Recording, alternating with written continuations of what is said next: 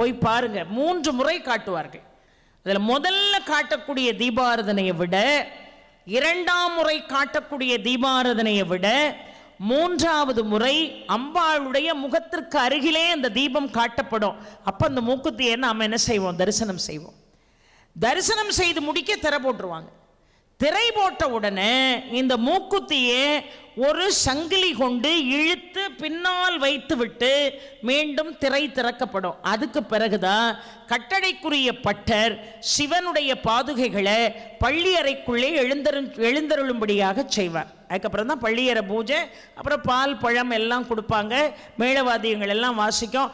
அதை பார்க்கின்ற பொழுது திருமண தடை நீங்கி போகும், குழந்தை பாக்கியம் கிடைக்கும்.